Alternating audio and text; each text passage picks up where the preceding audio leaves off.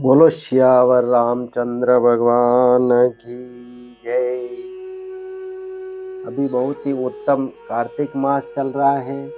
इस माह में श्री रामचरित्र व गीता जी व भागवत जी के पठन पाठन व श्रवण का संतों ने विशेष महत्व बताया है। तो इस चैनल पर पूरी रामचरितमानस शुरू में अपलोड की गई है। आप इस चैनल को सब्सक्राइब करके पिछले वीडियो देखेंगे तो पूरी रामचरितमानस आपको सुनने को मिल जाएगी। श्रद्धेय श्री राम सुखदास जी महाराज द्वारा गीता जी पर विस्तृत समझाकर जो हिंदी टीका साधक संजीवनी के रूप में लिखी गई वह अब डाउनलोड की जा रही है। उसका आज आपकी सेवा में 7वां भाग प्रस्तुत करेंगे। वह संतों के प्रवचनों का भी सारगर्भित अंश इसी चैनल पर आपको सुनने को मिलेगा। अतः आप इस चैनल को उचित समझे तो जरूर सब्सक्राइब करें व अपने इष्ट मित्रों को भी प्रेरित करें। यदि अपने प्रोत्साहन से एक व्यक्ति भी भगवत मार्ग में लग गया तो अपना जीवन सफल है। यह समझे कि अपने पर प्रभु की बड़ी कृपा हो गई जो अपने कारण एक व्यक्ति भी भगवत मार्ग में लग गया। अब अपन आज आगे बढ़ेंगे। जो साधक संजीवनी चल रही है उसमें गीता जी के प्रथम अध्याय के 38वें श्लोक से चालू करेंगे, जो स्वामी जी ने बहुत ही मार्मिक तरीके से समझाया है। आप ध्यान पूर्वक सुनेंगे तो बहुत ही आनंद आएगा। अब यहाँ यह शंका होती है कि जैसे तुम्हारे लिए दुर्योधन आदि स्वजन है, ऐसे ही दुर्योधन आदि के लिए भी तो तुम स्वजन हो। स्वजन की दृष्टि से तुम तो युद्ध से निवृत्त होने की बात सोच रहे हो, पर दुर्योधन आदि युद्ध से निवृत्त होने की बात ही नहीं सोच रहे। इसका क्या कारण है? इसका उत्तर अर्जुन आगे के 2 श्लोक में देते हैं। अब 38वां और 39वां श्लोक है। अद्यप्यते न पश्यन्ति लोभोपहत चेतस कुल क्षय कृतम दोषम मित्र दोहे च पातकम कथम न ज्ञेयमस्माभिः पापदस्मान्निवर्तितुम कुल क्षय कृतम दोषम प्रपश्यद्भि जनार्दन। अब अर्जुन जी भगवान को बता रहे हैं कि यद्यपि लोभ के कारण जिनका विवेक विचार लुप्त हो गया है, ऐसे ये दुर्योधन आदि कुल का नाश करने से होने वाले दोष को और मित्रों के साथ द्वेष करने से होने वाले पाप को नहीं देखते। तो भी हे जनार्दन, कुल का नाश करने से होने वाले दोष को ठीक ठीक जानने वाले हम लोग इस पाप से निवृत्त होने का विचार क्यों न करें। ये अर्जुन जी भगवान को कह रहे हैं। अब स्वामी जी समझा रहे हैं, इतना मिल गया इतना और मिल जाए, फिर ऐसा मिलता ही रहे। ऐसे धन जमीन मकान आदर प्रशंसा पद अधिकार आदि की तरफ बढ़ती हुई वृत्ति का नाम लोभ है। इस लोभ वृत्ति के कारण इन दुर्योधन आदि की विवेक शक्ति लुप्त हो गई है, जिससे वह यह विचार नहीं कर पा रहे हैं कि जिस राज्य के लिए हम इतना बड़ा पाप करने जा रहे हैं, कुटुंबियों का नाश करने जा रहे हैं, वह राज्य हमारे साथ कितने दिन रहेगा और हम उसके साथ कितने दिन रहेंगे। हमारे रहते हुए यह राज्य चला जाएगा तो भी हमारी क्या दशा होगी, और राज्य के रहते हुए हमारे शरीर चले जाएंगे तो क्या दशा होगी। क्योंकि मनुष्य संयोग का जितना सुख लेता है उसके वियोग का उतना दुख उसे भोगना ही पड़ता है। संयोग में इतना सुख नहीं होता जितना वियोग में दुख होता है। तात्पर्य है कि अंतःकरण में लोभ छा जाने के कारण इनको राज्य ही राज्य दिख रहा है। कुल का नाश करने से कितना भयंकर पाप होगा वह इनको दिख ही नहीं रहा है। जहाँ लड़ाई होती है वहाँ समय संपत्ति शक्ति का नाश हो जाता है। तरह तरह की चिंताएं और आपत्तियां आ जाती हैं। दो मित्रों में भी आपस में खटपट मच जाती है, मनोमालिन्य हो जाता है, कई तरह का मतभेद हो जाता है। मतभेद होने से वैरभाव हो जाता है। जैसे द्रुपद और द्रोण दोनों बचपन के मित्र थे, परंतु राज्य मिलने से द्रुपद ने एक दिन द्रोण का अपमान करके उस मित्रता को ठकुरा दिया। इससे राजा द्रुपद और द्रोणाचार्य के बीच वैरभाव हो गया। अपने अपमान का बदला लेने के लिए द्रोणाचार्य ने मेरे द्वारा राजा द्रुपद को परास्त कराकर उसका आधा राज्य ले लिया। इस पर द्रुपद ने द्रोणाचार्य का नाश करने के लिए एक यज्ञ कराया। जिससे धृष्टद्युम्न और द्रौपदी दोनों पैदा हुए। इस तरह मित्रों के साथ वेरभाव होने से कितना भयंकर पाप होगा, इस तरफ ये देख ही नहीं रहे हैं। अब स्वामी जी विशेष बात ये समझा रहे हैं कि अभी हमारे पास जिन वस्तुओं का अभाव है, उन वस्तुओं के बिना भी हमारा काम चल रहा है, हम अच्छी तरह से जी रहे हैं। परंतु जब वे वस्तुएं हमें मिलने के बाद फिर भी छूट जाती हैं, तब उनके अभाव का बड़ा दुख होता है। तात्पर्य है कि पहले वस्तुओं का जो निरंतर अभाव था वह इतना दुखदायी नहीं था जितना वस्तुओं का संयोग होकर फिर उनसे वियोग होना दुखदायी है। ऐसा होने पर भी मनुष्य अपने पास जिन वस्तुओं का अभाव मानता है, उन वस्तुओं को वह लोभ के कारण पाने की चेष्टा करता रहता है। विचार किया जाए तो जिन वस्तुओं का अभी अभाव है, बीच में प्रारब्धानुसार उनकी प्राप्ति होने पर भी अंत में उनका अभाव ही रहेगा। अतः हमारी तो वही अवस्था रही जो कि वस्तुओं के मिलने से पहले थी। बीच में लोभ के कारण उन वस्तुओं को पाने के लिए केवल परिश्रम ही परिश्रम पलने पड़ा, दुख ही दुख भोगना पड़ा। बीच में वस्तुओं के सहयोग से जो थोड़ा सा सुख हुआ है, वह तो केवल लोभ के कारण ही हुआ है। अगर भीतर में लोभ रूपी दोष न हो तो वस्तुओं के सहयोग से सुख हो ही नहीं सकता। ऐसे ही मोह रूपी दोष न हो तो कुटुंबियों से सुख हो ही नहीं सकता। लालच रूपी दोष न हो तो संग्रह का सुख हो ही नहीं सकता। तात्पर्य है कि संसार का सुख किसी न किसी दोष से ही होता है। कोई भी दोष न होने पर संसार से सुख हो ही नहीं सकता। परंतु लोभ के कारण मनुष्य ऐसा विचार कर ही नहीं सकता। यह लोभ उसके विवेक विचार को लुप्त कर देता है। अब अर्जुन अपनी बात कहते हैं कि यद्यपि दुर्योधन आदि पहले कुलक्षय से होने वाले दोष को और मित्र दोष से होने वाले पाप को नहीं देखते, तो भी हम लोगों को कुलक्षय से होने वाली अनर्थ परंपरा को देखना ही चाहिए, जिसका वर्णन अर्जुन आगे 40वें श्लोक से 44वें श्लोक तक करेंगे।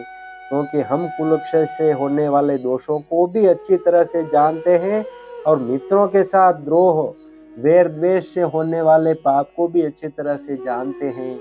अगर वे मित्र हमें दुख दे तो वह दुख हमारे लिए अनिष्टकारक नहीं है, कारण के दुख से तो हमारे पूर्व पापों का ही नाश होगा, हमारी शुद्धि ही होगी। परंतु हमारे मन में अगर द्रोह वैरभाव होगा तो वह मरने के बाद भी हमारे साथ रहेगा और जन्म जन्मांतर तक हमें पाप करने में प्रेरित करता रहेगा। बहुत ही मार्मिक बात है, ध्यान देकर सुनेंगे तो बहुत मार्मिक बात बताई है स्वामी जी ने। जैसे हमारा पतन ही पतन होगा, ऐसे अनर्थ करने वाले और मित्रों के साथ द्रोह पैदा करने वाले इस युद्ध रूपी पाप से बचने का विचार क्यों नहीं करना चाहिए। अर्थात विचार करके हमें इस पाप से जरूर ही बचना चाहिए। यहाँ अर्जुन की दृष्टि दुर्योधन आदि के लोभों की तरफ तो जा रही है, पर वे खुद कौटुंबिक स्नेह मोह में आबद्ध होकर बोल रहे हैं, इस तरफ उनकी दृष्टि नहीं जा रही है। इस कारण वे अपने कर्तव्य को नहीं समझ रहे हैं। यह नियम है कि मनुष्य की दृष्टि जब तक दूसरों के दोष की तरफ रहती है, तब तक उसको अपना दोष नहीं दिखता। उल्टे एक अभिमान होता है कि इनमें तो यह दोष है, पर हमारे में यह दोष नहीं है। ऐसी अवस्था में वह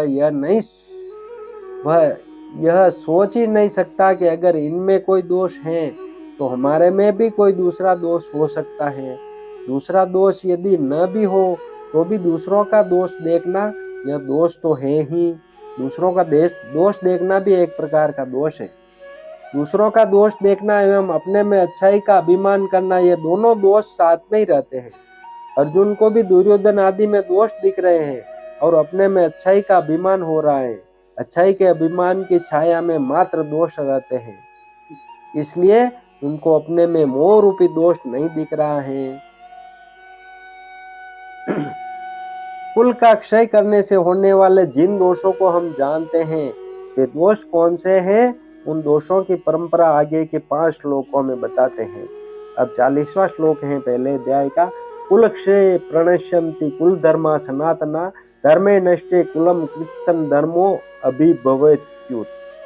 कुल का क्षय होने पर सदा से चलते आए कुल धर्म नष्ट हो जाते हैं और धर्म का नाश होने पर बचे हुए संपूर्ण कुल को धर्म दबा लेता है। जब युद्ध होता है तब उसमें कुल वंश का क्षय होता है। जब से कुल आरंभ हुआ है तभी से कुल के धर्म अर्थात कुल की पवित्र परंपराएं, पवित्र रीतियां, मर्यादाएं भी परंपरा से चलती आई हैं। परंतु जब कुल का क्षय हो जाता है तब सदा से कुल के साथ रहने वाले धर्म भी नष्ट हो जाते हैं। अर्थात जन्म के समय, द्विजाति संस्कार के समय, विवाह के समय, मृत्यु के समय और मृत्यु के बाद किए जाने वाले जो जो शास्त्रीय पवित्र रीति रिवाज हैं, जो कि जीवित और मृतात्मा मनुष्यों के लिए इस लोक में और परलोक में कल्याण करने वाले हैं, वे नष्ट हो जाते हैं। कारण कि जब कुल का ही नाश हो जाता है तब कुल के आश्रित रहने वाले धर्म किसके आश्रित रहेंगे। जब कुल की पवित्र मर्यादाएं, पवित्र आचरण नष्ट हो जाते हैं तब धर्म का पालन न करना और धर्म से विपरीत काम करना अर्थात करने लायक काम को न करना और न करने लायक काम को करना रूप अधर्म संपूर्ण कुल को दबा लेता है। अर्थात संपूर्ण कुल में अधर्म छा जाता है। अब यहाँ यह शंका होती है कि जब कुल नष्ट हो जाएगा, कुल रहेगा ही नहीं, तब अधर्म किसको दबाएगा। इसका उत्तर यह है कि जो लड़ाई के योग्य पुरुष हैं वे तो युद्ध में मारे जाते हैं, किंतु जो लड़ाई के योग्य नहीं हैं, ऐसे जो बालक और स्त्रियां पीछे बच जाती हैं, उनको अधर्म दबा लेता है। कारण कि जब युद्ध में शस्त्र शास्त्र व्यवहार आदि के जानकार और अनुभवी पुरुष मर जाते हैं तब पीछे बच्चे लोगों को अच्छी शिक्षा देने वाले, उन पर शासन करने वाले नहीं रहते।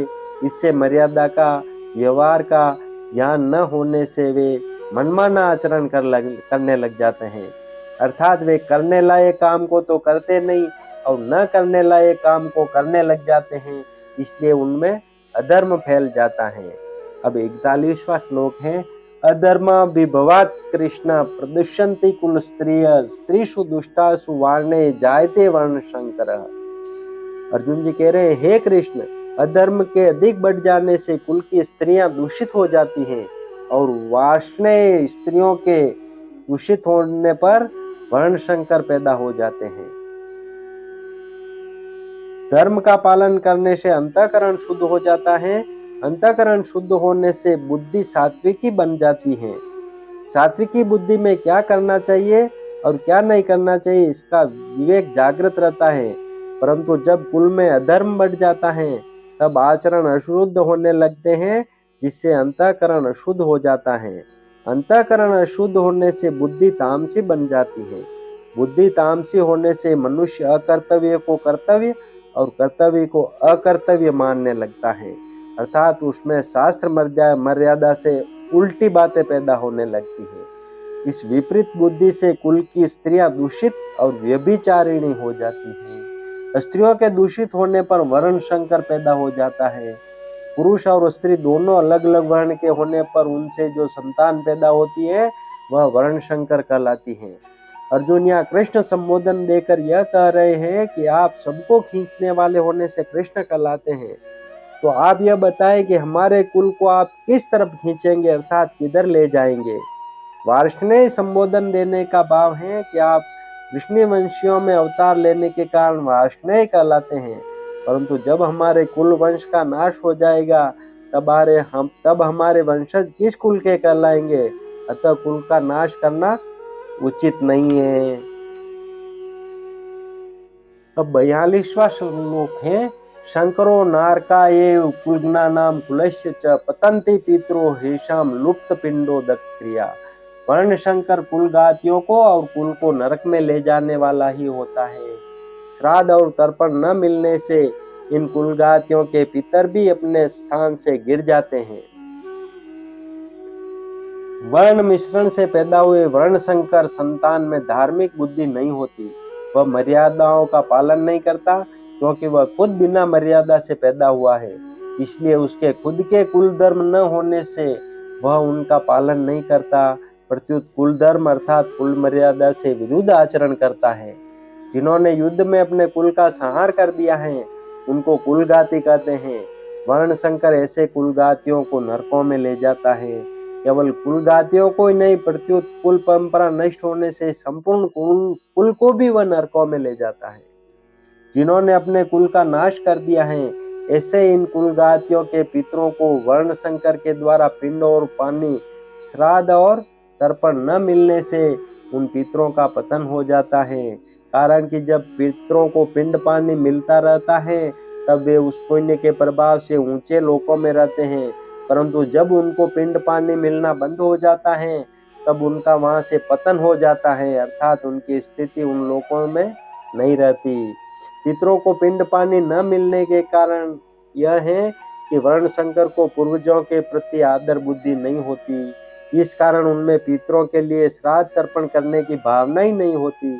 अगर लोक लिहाज में आकर वे श्राद्ध तर्पण करते भी हैं तो भी शास्त्र विधि के अनुसार उनका श्राद्ध तर्पण में अधिकार न होने से वह पिंड पानी पितरों को मिलता ही नहीं। इस तरह जब पितरों को आदर बुद्धि से और शास्त्र विधि के अनुसार पिंड जल नहीं मिलता तब उनका अपने स्थान से पतन हो जाता है। पितरों में एक आजान पितर होते हैं और एक मर्त्य पितर। पितर लोक में रहने वाले पितर आजान है और मनुष्य लोक से मरकर गए पितर मर्त्य है। श्राद्ध और तर्पण न मिलने से मर्त्य पितरों का पतन होता है। पतन उन्हीं मर्त्य पितरों का होता है जो कुटुंब से, संतान से संबंध रखते हैं और उनसे श्राद्ध तर्पण की आशा रखते हैं। अब 43वां श्लोक है, दोषे रहते कुलज्ञानाम वर्ण शंकर कार के साध्यंते जाति धर्मा कुल धर्मश्च शाश्वतः। इन वर्ण शंकर पैदा करने वाले दोषों से कुलगातियों के सदा से चलते आए कुल धर्म और जाति धर्म नष्ट हो जाते हैं। युद्ध में कुल का क्षय होने से कुल के साथ चलते आए कुल धर्मों का भी नाश हो जाता है। कुल धर्मों के नाश से कुल में अधर्म की वृद्धि हो जाती है। अधर्म की वृद्धि से स्त्रियां दूषित हो जाती है। स्त्रियों के दूषित होने से वर्ण शंकर पैदा हो जाते हैं। इस तरह इन वर्ण शंकर पैदा करने वाले दोषों से कुल का नाश करने वाले के जाति धर्म, वर्ण धर्म नष्ट हो जाते हैं। कुल धर्म और जाति धर्म क्या है? एक ही जाति में एक कुल की जो अपनी अलग अलग परंपराएं हैं, अलग अलग मर्यादा हैं, अलग अलग आचरण हैं, वे सभी उस कुल के कुल धर्म कहलाते हैं। एक ही जाति के संपूर्ण कुलों के समुदाय को लेकर जो धर्म कहे जाते हैं वे सभी जाति धर्म अर्थात वर्ण धर्म कहलाते हैं, जो कि सामान्य धर्म है और शास्त्र विधि से नियत है। इन कुल धर्मों का और जाति धर्मों का आचरण न होने से ये धर्म नष्ट हो जाते हैं। अब 44वां श्लोक है, उत्सन्न कुल धर्माणाम मनुष्याणाम जनार्दन नरके अनियतम वासो भवति शुश्रूम। हे जनार्दन, जिनके कुल धर्म नष्ट हो जाते हैं उन मनुष्यों का बहुत काल तक नरकों में वास होता है, ऐसा हम सुनते आए हैं। भगवान ने मनुष्य को विवेक दिया है, नया कर्म करने का अधिकार दिया है, अतः यह कर्म करने में अथवा न करने में, अच्छा करने में अथवा मंदा करने में स्वतंत्र है।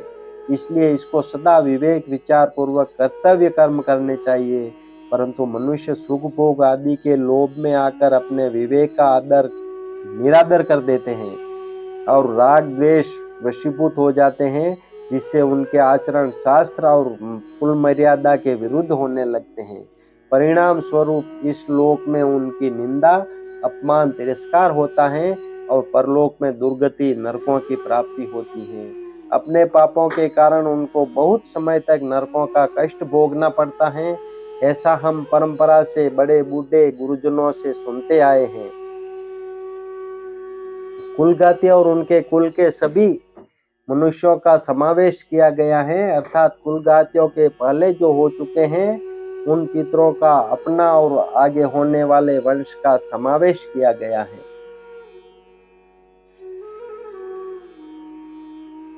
युद्ध से होने वाली अनर्थ परंपरा के वर्णन का खुद अर्जुन पर क्या असर पड़ा, इसको आगे के श्लोक में बताते हैं। अब 45वां श्लोक है, हो बत महत पापम कर्तु व्यवसिता वयम यद्राज्य सुख लोभेन हंतुम स्वजन मुद्यता। यह बड़े आश्चर्य और खेद की बात है कि हम लोग बड़ा भारी पाप करने का निश्चय कर बैठे हैं, जो कि राज्य और सुख के लोभ से अपने स्वजनों को मारने के लिए तैयार हो गए। ये दुर्योधन आदि दुष्ट हैं, इनके धर्म पर दृष्टि नहीं है, इन पर लोभ सवार हो गया है, इसलिए ये युद्ध के लिए तैयार हो जाए तो कोई आश्चर्य की बात नहीं है। परंतु हम लोग तो धर्म अधर्म को, कर्तव्य अकर्तव्य को, पुण्य पाप को जानने वाले हैं। ऐसे जानकार होते हुए भी अनजान मनुष्यों की तरह हम लोगों ने बड़ा भारी पाप करने का निश्चय विचार कर लिया है। इतना ही नहीं, युद्ध में अपने स्वजनों को मारने के लिए अस्त्र शस्त्र लेकर तैयार हो गए हैं। यह हम लोगों के लिए बड़े भारी आश्चर्य की और खेद की बात है, अर्थात सर्वथा अनुचित बात है। हमारी जो जानकारी है, हमने जो शास्त्रों से सुना है, गुरुजनों से शिक्षा पाई है, अपने जीवन को सुधारने का विचार किया है, उन सब का अनादर करके आज हमने युद्ध रूपी पाप करने के लिए विचार कर लिया है। यह बड़ा भारी पाप है। अर्जुन जी इसको महत् पापम कह रहे हैं। इस श्लोक में अहो और बत ये दो पद आए हैं। इनमें से अहो पद आश्चर्य का वाचक है। आश्चर्य यही है कि युद्ध से होने वाली अनर्थ परंपरा को जानते हुए भी हम लोगों ने युद्ध रूपी बड़ा भारी पाप करने का पक्का निश्चय कर लिया है। दूसरा बत पद खेद का, दुख का वाचक है। दुख यही है कि थोड़े दिन रहने वाले राज्य और सुख के लोभ में आकर हम अपने कुटुंबियों को मारने के लिए तैयार हो गए हैं। पाप करने का निश्चय करने में और स्वजनों को मारने के लिए तैयार होने में केवल राज्य का और सुख का लोभ ही कारण है। तात्पर्य है कि अगर युद्ध में हमारी विजय हो जाएगी तो हमें राज्य वैभव मिल जाएगा, हमारा आदर सत्कार होगा, हमारी महत्ता बढ़ जाएगी, पूरे राज्य पर हमारा प्रभाव रहेगा, सब जगह हमारा हुक्म चलेगा, हमारे पास धन होने से हम मनचाही भोग सामग्री जुटा लेंगे, फिर खूब आराम करेंगे, सुख भोगेंगे। इस तरह हमारे पर राज्य और सुख का लोभ छा गया है, जो हमारे जैसे मनुष्यों के लिए सर्वथा अनुचित है। इस श्लोक में अर्जुन यह कहना चाहते हैं कि अपने सद्विचारों का, अपनी जानकारी का आदर करने से ही शास्त्र, गुरुजन आदि की आज्ञा मानी जा सकती है। परंतु जो मनुष्य अपने सद्विचारों का निरादर करता है, वह शास्त्रों की, गुरुजनों की और सिद्धांतों की अच्छी अच्छी बातों को सुनकर भी उन्हें धारण नहीं कर सकता। अपने सद्विचारों का बार बार निरादर, तिरस्कार करने से सद्विचारों की सृष्टि बंद हो जाती है। फिर मनुष्य को दुर्गुण दुराचार से रोकने वाला है ही कौन। ऐसे ही हम भी अपनी जानकारी का आदर नहीं करेंगे तो फिर हमें अनर्थ परंपरा से कौन रोक सकता है, अर्थात कोई नहीं रोक सकता। यहाँ अर्जुन की दृष्टि युद्ध रूपी क्रिया की तरफ है। वे युद्ध रूपी क्रिया को दोषी मानकर उससे हटना चाहते हैं, परंतु वास्तव में दोष क्या है, इस तरफ अर्जुन की दृष्टि नहीं है। युद्ध में कौटुंबिक मोह, स्वार्थ भाव, कामना ही दोष है, पर इधर दृष्टि न जाने के कारण अर्जुन यहाँ आश्चर्य और खेद प्रकट कर रहे हैं, जो कि वास्तव में किसी भी विचारशील धर्मात्मा शूरवीर क्षत्रिय के लिए उचित नहीं है। अर्जुन ने पहले 38वें श्लोक में दुर्योधन आदि के युद्ध में प्रवृत्त होने में, कुलक्षय के दोष में और मित्रद्रोह के पाप में लोभ को कारण बताया, और यहाँ भी अपने को राज्य और सुख के लोभ के कारण महान पाप करने को उचित बता रहे हैं। इससे सिद्ध होता है कि अर्जुन पाप के होने में लोभ को हेतु मानते हैं। फिर भी आगे तीसरे अध्याय के 36वें श्लोक में अर्जुन ने मनुष्य न चाहता हुआ भी पाप का आचरण क्यों कर बैठता है, ऐसा प्रश्न क्यों किया। इसका समाधान है कि यहाँ तो कौटुंबिक मोह के कारण युद्ध से निवृत्त होने को धर्म और युद्ध में प्रवृत्त होने को अधर्म मान रहे हैं, अर्थात उनकी शरीर आदि को लेकर केवल लौकिक दृष्टि है, इसलिए वे युद्ध में स्वजनों को मारने में लोभ को हेतु मान रहे हैं। परंतु आगे गीता का उपदेश सुनते सुनते उनमें अपने श्रेय, कल्याण की इच्छा जागृत हो गई, इसलिए वे कर्तव्य को छोड़कर न करने योग्य कर्मों में प्रवृत्त होने में कौन कारण है, ऐसा पूछते हैं। अर्थात वहां अर्जुन कर्तव्य की दृष्टि से, साधक की दृष्टि से पूछते हैं। आश्चर्य और खेद में निमग्न हुए अर्जुन आगे के श्लोक में अपनी दलीलों का अंतिम निर्णय बताते हैं। अब 46वां श्लोक है, यदि माम प्रति कारणम शस्त्रम शस्त्र पाणयः तात राष्ट्र रणे हन्युस्तन्मे क्षेम तरम भवेत्। अगर ये हाथों में शस्त्र अस्त्र लिए हुए धृतराष्ट्र के पक्षपाती लोग युद्ध भूमि में सामना न करने वाले तथा शस्त्र रहित मुझे मार भी दे तो वह मेरे लिए बड़ा ही हितकारक होगा। अर्जुन कहते हैं कि अगर मैं युद्ध से सर्वथा निवृत्त हो जाऊंगा तो शायद ये दुर्योधन आदि भी युद्ध से निवृत्त हो जाएंगे, कारण कि हम कुछ चाहेंगे ही नहीं, लड़ेंगे भी नहीं, तो फिर ये लोग युद्ध करेंगे ही क्यों। परंतु कदाचित जोश में भरे हुए तथा हाथों में शस्त्र धारण किए हुए ये धृतराष्ट्र के पक्षपाती लोग सदा के लिए हमारे रास्ते का कांटा निकल जाए, वैरी समाप्त हो जाए, ऐसा विचार करके सामना न करने वाले तथा शस्त्र रहित मेरे को मार भी दें तो उनका वह मारना मेरे लिए हितकारक ही होगा, कारण कि मैंने युद्ध में गुरुजनों को मार कर बड़ा भारी पाप करने का जो निश्चय किया था उस निश्चय रूप पाप का प्रायश्चित हो जाएगा, उस पाप से मैं शुद्ध हो जाऊंगा। तात्पर्य है कि मैं युद्ध नहीं करूंगा तो मैं भी पाप से बचूंगा और मेरे कुल का भी नाश नहीं होगा। जो मनुष्य अपने लिए जिस किसी विषय का वर्णन करता है उस विषय का उसके स्वयं पर असर पड़ता है। अर्जुन ने भी जब शोकाविष्ट होकर 28वें श्लोक से बोलना आरंभ किया तब वे उतने शोकाविष्ट नहीं थे जितने वे अब शोकाविष्ट हैं। पहले अर्जुन युद्ध से उपरत नहीं हुए पर शोकाविष्ट होकर बोलते बोलते अंत में वे युद्ध से उपरत हो जाते हैं और बाण सहित धनुष का त्याग करके बैठ जाते हैं। भगवान ने यह सोचा कि अर्जुन के बोलने का वेग निकल जाए तो मैं बोलूं, अर्थात बोलने से अर्जुन का शोक बाहर आ जाए, भीतर में कोई शोक बाकी न रहे, तभी मेरे वचनों का उस पर असर होगा। अतः भगवान बीच में कुछ नहीं बोले। अब तक अर्जुन ने अपने को धर्मात्मा मानकर युद्ध से निवृत्त होने में जितनी दलीलें युक्तियां दी, संसार में रचे बचे लोग अर्जुन की उन दलीलों को ही ठीक समझेंगे और आगे भगवान अर्जुन को जो बातें समझाएंगे उनको ठीक नहीं समझेंगे। इसका कारण यह है कि जो मनुष्य जिस स्थिति में है उस स्थिति की उस श्रेणी की बात को ही वे ठीक समझते हैं, उससे ऊंची श्रेणी की बात वे समझ नहीं सकते।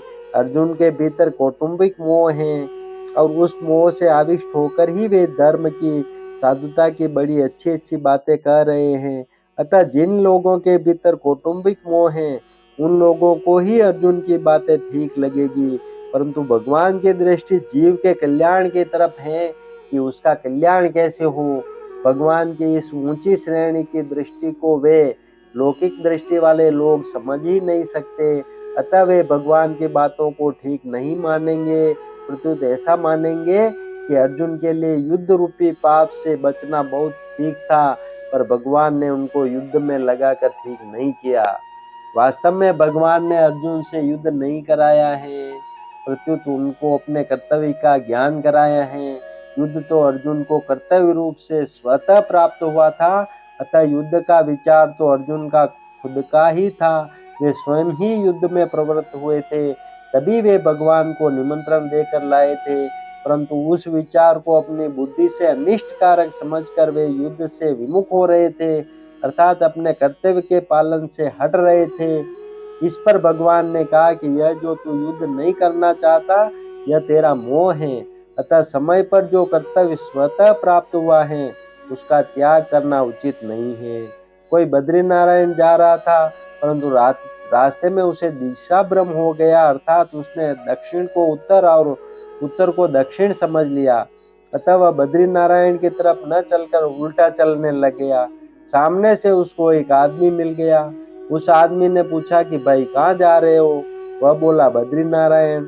वह आदमी बोला कि भाई बद्रीनारायण इधर नहीं है, उधर है, आप तो उल्टे जा रहे हैं। अतः वह आदमी उसको बद्रीनारायण भेजने वाला नहीं है, किंतु उसको दिशा का ज्ञान कराकर ठीक रास्ता बताने वाला है। ऐसे ही भगवान ने अर्जुन को अपने कर्तव्य का ज्ञान कराया है, युद्ध नहीं कराया। स्वजनों को देखने से अर्जुन के मन में यह बात आई थी कि मैं युद्ध नहीं करूंगा, पर भगवान का उपदेश सुनने पर अर्जुन ने ऐसा नहीं कहा कि मैं युद्ध नहीं करूंगा, किंतु ऐसा कहा कि मैं आपकी आज्ञा का पालन करूंगा, अर्थात अपने कर्तव्य का पालन करूंगा। अर्जुन के इन वचनों से यही सिद्ध होता है कि भगवान ने अर्जुन को अपने कर्तव्य का ज्ञान कराया है। वास्तव में युद्ध होना अवश्यंभावी था, क्योंकि सबकी आयु समाप्त हो चुकी थी। इसको कोई भी टाल नहीं सकता था। स्वयं भगवान ने विश्व रूप दर्शन के समय अर्जुन से कहा है कि मैं बढ़ा हुआ काल हूँ और सबका संहार करने के लिए यहाँ आया हूँ। अतः तेरे युद्ध के बिना भी ये विपक्ष में खड़े योद्धा लोग बचेंगे नहीं। इसलिए यह नरसंहार अवश्यंभावी होनहार ही है। यह नरसंहार अर्जुन युद्ध न करते तो भी होता। अगर अर्जुन युद्ध नहीं करते तो जिन्होंने मां की आज्ञा से द्रौपदी के साथ अपने सहित 5 भाइयों का विवाह करना स्वीकार कर लिया था, वे युधिष्ठिर तो मां की युद्ध करने की आज्ञा से युद्ध अवश्य करते ही। भीमसेन भी युद्ध से कभी पीछे नहीं हटते, क्योंकि उन्होंने कौरवों को मारने की प्रतिज्ञा कर रखी थी। द्रौपदी ने तो यहाँ तक कह दिया था कि अगर मेरे पति कौरवों से युद्ध नहीं करेंगे तो मेरे पिता द्रुपद, भाई धृष्टद्युम्न और मेरे 5 पुत्र तथा अभिमन्यु कौरवों से युद्ध करेंगे। इस तरह ऐसे कई कारण थे जिससे युद्ध को टालना संभव नहीं था। होनहार को रोकना मनुष्य के हाथ की बात नहीं है, परंतु अपने कर्तव्य का पालन करके मनुष्य अपना उद्धार कर सकता है और कर्तव्यच्युत होकर अपना पतन कर सकता है। तात्पर्य है कि मनुष्य अपना इष्ट अनिष्ट करने में स्वतंत्र है। इसलिए भगवान ने अर्जुन को कर्तव्य का ज्ञान कराकर मनुष्य मात्र को उपदेश दिया है कि उसे शास्त्र की आज्ञा के अनुसार अपने कर्तव्य के पालन में तत्पर रहना चाहिए, उसे कभी च्युत नहीं होना चाहिए। पूर्व श्लोक में अर्जुन ने अपनी दलीलों का निर्णय सुना दिया। उसके बाद अर्जुन ने क्या किया, इसको संजय आगे के श्लोक में बताते हैं। अब पहले अध्याय का 47वां श्लोक है। एवं मुक्त्वा अर्जुन संख्ये रथोपस्थुपाविशत विसृज्य सशरम चापम शोक संविघ्न मानस। ऐसा कहकर शोकाकुल मन वाले अर्जुन बाण सहित धनुष का त्याग करके युद्ध भूमि में रथ के मध्य भाग में बैठ गए। युद्ध करना संपूर्ण अनर्थों का मूल है। युद्ध करने से यहाँ कुटुंबियों का नाश होगा, परलोक में नरकों की प्राप्ति होगी आदि बातों को युक्ति और प्रमाण से कहकर शोक से अत्यंत व्याकुल मन वाले अर्जुन ने युद्ध न करने का पक्का निर्णय कर लिया। जिस रणभूमि में वे हाथ में धनुष लेकर उत्साह के साथ आए थे, उसी रणभूमि में उन्होंने अपने बाएं हाथ से गांडीव धनुष को और दाएं हाथ से बाण को नीचे रख दिया और स्वयं रथ के मध्य भाग में अर्थात दोनों सेनाओं को देखने के लिए जहां पर खड़े थे वहीं पर शोक मुद्रा में बैठ गए। अर्जुन की ऐसी शोकाकुल अवस्था होने में मुख्य कारण है भगवान का भीष्म और द्रोण के सामने रथ खड़ा करके अर्जुन से कुरुवंशियों को देखने के लिए कहना और उनको देखकर अर्जुन के भीतर छिपे हुए मोह का जागृत होना। मोह के जागृत होने पर अर्जुन कहते हैं कि युद्ध में हमारे कुटुंबी मारे जाएंगे। कुटुंबियों का मरना ही बड़े नुकसान की बात है। दुर्योधन आदि तो लोभ के कारण इस नुकसान की तरफ नहीं देख रहे हैं, परंतु युद्ध में कितनी अनर्थ परंपरा चल पड़ेगी इस तरफ ध्यान देकर हम लोगों को ऐसे पाप से निवृत्त हो ही जाना चाहिए। हम लोग राज्य और सुख के लोभ से कुल का संहार करने के लिए रणभूमि में खड़े हो गए हैं। यह हमने बड़ी भारी गलती की। अतः युद्ध न करते हुए शस्त्र रहित मेरे को यदि सामने खड़े हुए योद्धा लोग मार भी दें तो उसे मेरा हित ही होगा। इस तरह अंतःकरण में मोह छा जाने के कारण अर्जुन युद्ध से उपरत होने में एवं अपने मर जाने में भी हित देखते हैं और अंत में उसी मोह के कारण बाण सहित धनुष का त्याग करके विषादमग्न होकर बैठ जाते हैं। यह मोह की ही महिमा है कि जो अर्जुन धनुष उठाकर युद्ध के लिए तैयार हो रहे थे वही अर्जुन धनुष को नीचे रखकर शोक से अत्यंत व्याकुल हो रहे हैं। ओम तत्सदिति श्रीमद् भगवद गीता उपनिषत्सु ब्रह्म विद्यायाम योग शास्त्रे श्री कृष्णार्जुन संवादे अर्जुन विषाद योगो नाम प्रथमो अध्याय। बोलो श्री कृष्ण चंद्र भगवान की जय। यहाँ पे गीता जी के साधक संजीवनी रूपी इस ग्रंथ का पहला अध्याय पूर्ण होता है। अब आगे अगले वीडियो में सुनेंगे आप।